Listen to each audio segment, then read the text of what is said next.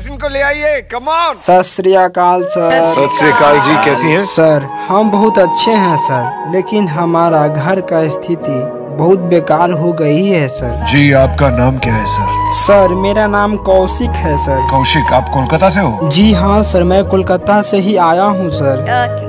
आप कितने साल के हैं? क्या है? मैडम जी हम तो 19 साल के हैं। आप 19 साल के हैं? जी हाँ मैडम जी, मैं 19 साल का हूँ और मैं 12th का एग्जाम देकर मैं यहाँ पर आया हूँ। आप 12th का एग्जाम देकर आए हो? इतने छोटे हैं? Oh my God. ये मंच कितना इम्पोर्टेंट है तुम्हारे लिए, सच्ची बताना और खुल के बताना। सर यह मंच हमारे लिए कितना इम्पोर्टेंट है मैं किस प्रकार से बताऊं सर, क्योंकि जितना बताऊंगा ना वह शब्द ही कम पड़ जाएगा सर। क्यों?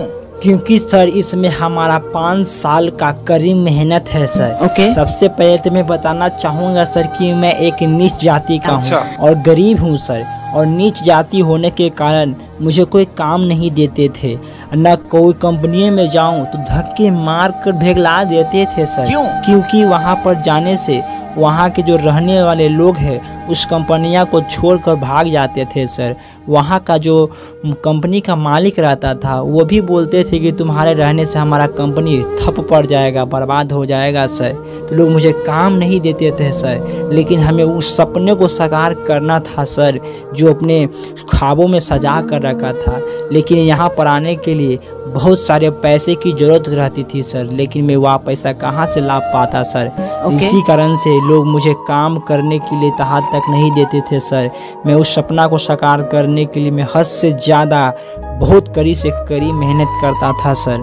कड़ी धूप में मैं दिन रात खेतों में काम करता था और उसे भी नहीं हो पाता था ना सर, तो मैं जाकर कूड़ा करकट चुन चान कर जो कूड़ा करकट वाला जो कंपनी होता है ना सर, उसमें जाकर मैं बेचता था और बेचकर जो भी पैसा होता था ना मैं म्यूजिक जाकर सीखता था सर। और मेरे पिताजी गंगा किनारे जाकर जो गंगा किनारे का जो बालू होता है ना उस बालू को एक तरह साइड में जमा करके बाहर फेंका करते थे सर। हमारे को इस मंच पे पहुंचाने के लिए बहुत मेहनत लगा है सर। मैं जितना भी बताऊंगा ना इस मंच के लिए वह कम पड़ जाएगा सर, कम पड़ जाएगा, क्योंकि मुझे एक सपना था सर कि मैं एक बड़े इंडियन आइडल के मंच पे जाऊं। मुझे विश्वास नहीं हो रहा है सर कि मैं आज इस इंडियन आइडल के मंच पे खड़ा हूं सर। आपका ये जो सपना है ना ये एक एक्चुअली इंडियन ड्रीम है, तो हम आपके सपनों को सहूलियत देंगे और आपको आगे लेकर जाना चाहेंगे नेक्स्ट राउंड में। Thank you ma'am, thank you. आप क्या गाने वाले हैं? मैडम जी मैं जब भी इस इंडियन आइडल के मंच पे आया हूँ ना तो बहुत सारे भोजपुरिया गाना गा कर गया हूँ, तो मैं आज सोच रहा हूँ कि मैं अपने माता पिता के लिए कुछ गाऊं। क्यों? क्योंकि सर मैं अपने माता पिता के बहुत कठिन परिश्रम की वजह से मैं आज इस इंडियन आइडल के मंच पे आ पाया हूँ सर। अगर मेरे माता पिता का अगर कितना कठिन परिश्रम न हो पाता तो मैं आज इस इंडियन आइडल के मंच पर या तो आपके सामने मैं खड़ा नहीं हो पाता।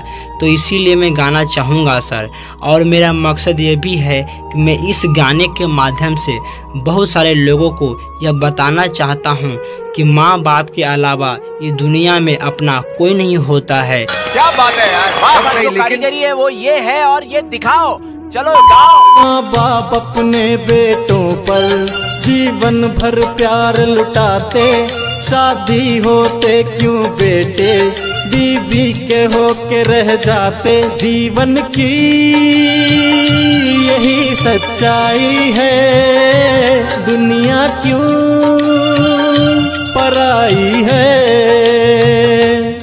माँ बाप तो हरदम अपना दिल से है फर्ज निभाते, शादी होते क्यों बेटे फिर माँ से अलग हो जाते। जीवन की यही सच्चाई है, दुनिया क्यों पराई है।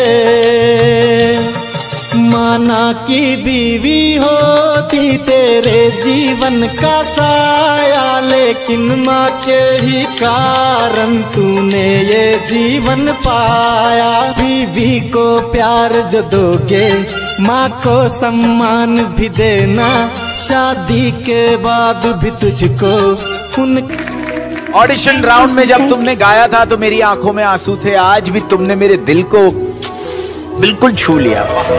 और आज अगर फिनाले डे होता जो कि कल है, तो मैं तो यहाँ ट्रॉफी पकड़ के तुम्हें दे देता। Thank you sir. इतना प्यारा गाया है।